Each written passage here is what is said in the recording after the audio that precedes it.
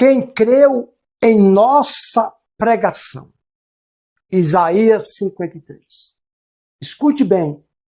Isso é um ponto de interrogação, isso é uma pergunta.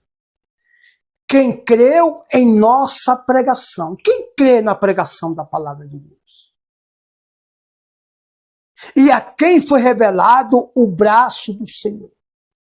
Braço representa força e aconchego. Abraço. A quem revelou, a quem se revela o poder de Deus? A quem se manifesta a força de Deus? A quem se manifesta o aconchego de Deus? A quem creu e a quem crê na pregação do Evangelho. Isaías 53. Porque foi subindo como renovo, perante ele como raiz de uma terra seca. Está se referindo? Isso é uma profecia futura de Isaías sobre Jesus. Porque foi subindo como renovo, perante ele, como raiz de uma terra seca, não tinha aparência nem formosura. Olhámo-lo, mas nenhuma beleza havia que nos agradasse. Era desprezado e o mais rejeitado entre os homens. Homens de dores, que sabe o que é padecer. Que sabe o que é padecer. Como um de quem os homens escondem o rosto. Era desprezado. E dele não fizemos caso. Como pessoas até hoje não faz questão nenhuma por Jesus. Certamente ele tomou sobre si as nossas enfermidades e as nossas dores. Levou sobre si dores, enfermidade. Levou sobre si. Reputávamos por aflito. Nós vivíamos como aflito, ferido de Deus e oprimido. Mas ele foi traspassado pelas nossas transgressões e moído. O que é moído? Você pega uma cana e moe para fazer um caldo. Fica todo o quê? Todo moído. Né? Jesus ficou assim para te trazer paz. A palavra de Deus, irmão, é uma profecia, uma revelação.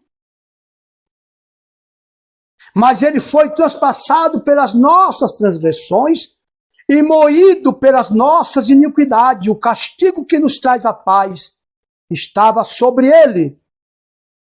E pelas suas pisaduras fomos sarados. Pelas suas pisaduras fomos curados. Eu podia parar aqui. Ele tomou sobre si as nossas doenças, enfermidade, miséria, depressões, aflições, ansiedades, hipertensões, câncer, doenças, leucemia, aflição, dor, tristeza, desprezo de si próprio, porque o mundo vai nos desprezar. Muitas das vezes você despreza você mesmo, desvaloriza você mesmo, não acredita em você mesmo. Irmão, certamente ele tomou sobre si as nossas dores, enfermidade. Levou sobre si, porque nós reputávamos por aflito, ferido de Deus e oprimido. Mas ele foi transpassado pelas nossas transgressões, pelos nossos pecados e moído pelas nossas iniquidades. O castigo que nos traz a paz estava sobre ele. E eu vou parar aqui.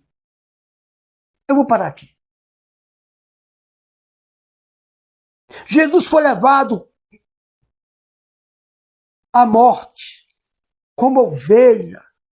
Foi levado para o matador, ou seja, para o Calvário. O que eu não entendo, eu vou parar aqui. Eu quero que você comece a partir de hoje a meditar em Isaías 53. Eu fiz uma mensagem anterior, eu li toda essa mensagem. Essa eu parei por aqui. Sabe por quê? Eu vou explicar uma coisa para você. A sua mente é a maior arma contra você. A maneira que você pensa, que você fala, é a maior arma contra você. Ah, eu não posso, eu não consigo, eu estou doente. Os médicos dizem que meu caso não tem jeito. Lógico, porque tem médicos morrendo de câncer. Recentemente, uma médica de 35 anos, um médico de 32 anos morreu nos seus consultórios. E às vezes você acredita no que eles falam. Não estou dizendo para você não acreditar, mas você tem que acreditar. Muitos falam assim, a última palavra é a do Senhor. Não. É a primeira, é a segunda, é a terceira, é a última palavra, é a do Senhor. Eu acredito na palavra do Senhor. Ele levou sobre si as nossas dores, as nossas enfermidades, o castigo que nos traz a paz, a paz. Uma pessoa que está doente, endividado, problema no casamento, na família, problema com o filho, com a filha, com os netos, vivendo uma vida medíocre, e essa pessoa não tem paz. O castigo que nos traz a paz estava sobre ele. Miséria, gente. Tem coisa pior do que doenças e miséria, problema no lar. Pessoa que tem esse tipo de problema não tem paz. E ele disse, o castigo que nos traz a paz estava sobre ele, e pelas suas pisaduras ele foi moído, ele foi torturado, para que nós tivéssemos vida. Eu atendo pessoas o dia, todos os dias, não o dia inteiro, mas todos os dias. Tem crente, irmão, evangélico, que tem prazer de dizer assim, eu estou vivendo como Deus quer. Meu celular quebrou. Olha, meu celular é do tempo de Adão, do tempo de Abraão. Olha, eu estou esperando no Senhor. Não, você tem que esperar no Senhor e também você tem que ir à luta. Trabalhar na sua mente. Não, peraí, eu posso, eu consigo. O castigo que nos traz a paz estava sobre Cristo. Ele levou as doenças que me escravizavam. O problema financeiro traz doença. Por quê? Porque traz preocupações. As preocupações trazem depressões, angústia. Muitas pessoas têm problema de coração porque elas se preocupam tanto. Lógico, tem o ódio, né? O ódio, o sentimento que traz problema no coração. Mas você tem que trabalhar na sua mente, no seu coração. O que é coração na Bíblia? Pensamento, desejo e sentimento. Tem crente que tem um prazer de dizer assim, eu estou vivendo como Deus quer. Está doente, endividado, na miséria, vivendo uma vida catastrófica. E diz que está vivendo como Deus quer. Você está dizendo que Deus é irresponsável. Você está dizendo que Deus, ele é como... Eu vou falar para você. Você está dizendo, sem você perceber, sem você querer falar, você está dizendo que Deus, ele é mau, o diabo, gente. Como é que eu estou vendo meu filho mal, minha filha mal, meu neto, minha neta mal? E eu posso ajudar e eu não ajudo? Porque eu sou mau, eu sou ruim, então. Porque o pai e a mãe não quer saber se o filho é um filho bom ou um filho mau. Mesmo sem ele merecer, o filho, a filha, o neto, a neta, ele ajuda. Porque ele é filho, é do sangue, é neto, é filha. Deus, irmão, se Deus é o meu pai, e eu vivo uma vida de pedinte, ou de mendigo, não existe isso, gente. Isso não tem respaldo bíblico, isso não tem respaldo profético favorável a mim. Que negócio é esse? Tem pessoas que elas ficam apenas escoradas no auxílio do governo e diz assim, é o que eu tenho. Você tem porque você não pega essa ajuda do governo e não gera outra renda. Não investe em outra renda. Reproduza essa ajuda que você recebe do governo. Ah, estou doente, sabe? Mas o médico disse que eu tenho tantos dias de vida. Talvez, desculpa eu falar isso, talvez esse médico que falou isso vai morrer primeiro do que você. Não estou dizendo isso que vai acontecer isso, irmão. Estou dizendo que talvez o médico que disse que você tinha tantos dias vai morrer primeiro do que você na flor da idade. Irmão, a Bíblia diz que quando nós obedecemos a Deus, Deus prolonga os nossos dias de vida. Gere o seu maior rival é a sua mente. Ah, eu não posso. Eu não consigo. A economia está ruim, a inflação está ruim. Você que é de Deus não depende de inflação. Não depende de economia. Não depende de governo A, de governo B. Você depende de uma vida com Deus e da sua inteligência que Deus te deu. Se você buscar, eu posso. A Bíblia diz que Deus, ele chama pelo nome o que não existe. O que é chamar pelo nome o que não existe? Câncer não existe mais. Acabou. Sumiu. O que não existia, Deus chama pelo nome. A cura. Estou endividado. Escute, entenda bem. Se você está endividado é porque você fez uma conta sem fazer um cálculo se você podia pagar. Mas tudo isso tem jeito. Tudo isso vem de um conhecimento diante de Deus. Quando você tem um conhecimento diante de Deus, você não consegue colocar a carroça na frente dos bois, e sim os bois na frente da carroça. Você planeja, mas como é que eu aprendo a planejar?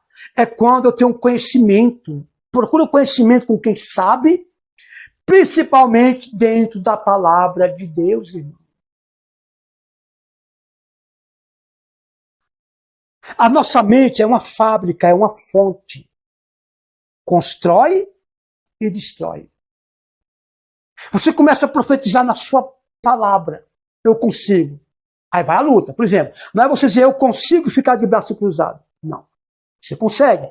Vai à luta. Ah, Deus vai me curar. Olha, eu aprendi uma coisa esse dia com um pastor. Ele disse assim: como é que você pede para Deus resolver um problema seu se você colocou o seu problema na mão dos homens? Por exemplo, você tem um advogado, você chama um advogado, coloca sua causa na mão dele. Aí você vai lá no outro advogado que não tem nada a ver com sua causa e pede para ele resolver. Não tem como. Não tem como. Você tem que colocar Deus para resolver, ou melhor, perdão, colocar Deus não, volta atrás. Você tem que colocar seus problemas, sua situação nas mãos de Deus e a luta. E a primeira luta que você tem que ir não é fazer um empréstimo a um banco. Não é apenas você querer dizer assim, Deus, eu estou desempregado, mas eu quero ganhar 10 mil. Isso é possível? É. Tem lugares por aí que prega isso, né? Mas isso não é bíblico. Isso não é bíblico, isso não é profético. Deus começa a trabalhar na sua vida, no seu entendimento, no seu conhecimento, para que pacificamente, ele vai trabalhar na sua mente, de acordo com você abrir sua mente para a positividade. Deus nunca vai te dar um salário de 10 mil do dia para a noite. Ele pode te dar um salário semanal de 1 milhão. Ele pode, mas não vai fazer isso. Porque se Deus fizer isso com você despreparado, ele é um irresponsável. O meu Deus, o nosso Deus, longe de mim, eu peço até perdão pelo que eu falei. Não falei isso com Deus. É igual um pai ou uma mãe que pega uma nota de 200 reais, de 100, dá na mão de um filho de 8 meses, de 1 ano. Ele não vai nem gastar e vai danificar aquela cédula na boca e vai causar uma doença até nele. Deus prepara, irmão. Deus prepara. Mas a primeira preparação tem que vir da sua mente.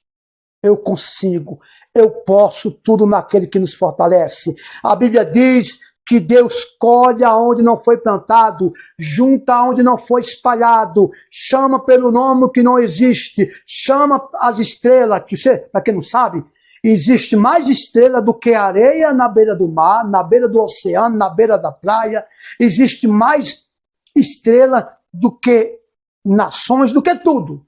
E Deus sabe o nome de cada uma, chama pelo nome de todas elas, sem faltar o nome de nenhuma delas. Aí você vive essa vida doente, miséria. E ainda diz assim, estou vivendo como Deus quer. Você está dizendo que Deus é um irresponsável. Você está blasfemando contra Deus sem você perceber, irmão. Como é que eu vejo meu filho doente, na miséria, meu filho, minha filha, meu neto, minha neta, e diz assim, eu estou vivendo como meu pai, minha mãe, meu avô, minha avó, que no caso estou me referindo a mim, quer. E eu posso ajudar um neto, uma neta, um filho, uma filha. Tome cuidado com o que você fala. Tem gente que diz assim, meu celular é do tempo de Adão. Crente, a gente escuta mais isso dos crentes, gente.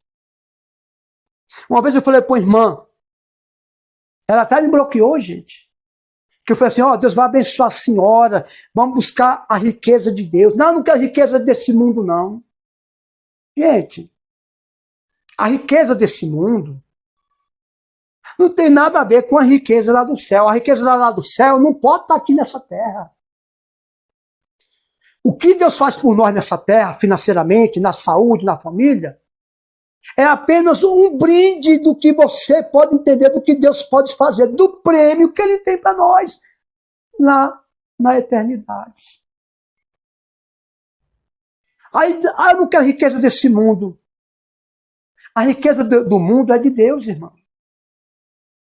A Bíblia diz que tudo que há no mundo é de Deus, a riqueza é de Deus, e a Bíblia diz que Ele dá a quem Ele quer, e outra versão diz, Ele dá a quem for justo. Abraão foi um empreendedor, gente. Isaac, Jacó, José foi um governador.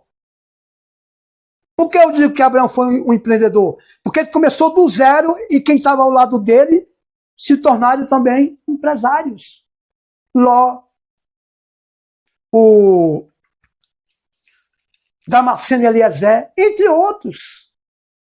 Homens de Deus. Riqueza, irmão. Começou lá do paraíso.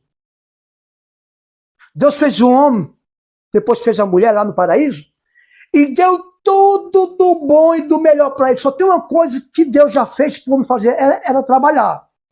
Só que o trabalho não era um trabalho cansativo, escaldante, angustiante. Era um trabalho suave, apenas para cuidar do jardim ali, não precisava nem molhar a planta. Só para andar mesmo, ali no meio do jardim e tal. Aí Adão jogou fora, foi olhar para a serpente, Satanás jogou fora. Mas a Bíblia diz que Jesus resgatou tudo de volta. Escuta o que eu estou te dizendo, meu irmão, minha irmã. Não dê crédito à mentira, dizer que você está sendo provado por Deus, um Deus que pode todas as coisas, e está vendo você mendigando, doente, no hospital, usando marca-passo, usando bolsa para você fazer suas necessidades. Gente, isso é uma mentira de Satanás. Eis que o Senhor tomou sobre si as nossas dores, as nossas enfermidades. O castigo que nos traz a paz estava sobre ele. Escute, quem vive doente não tem paz. Mas isso acontece na vida de quem? Qual é a primeira palavra que fala no versículo 1? Quem creu em nossa pregação. A quem se manifestou o braço do Senhor, ou a força do Senhor, ou o aconchego do Senhor, o abraço do Senhor. A quem creu.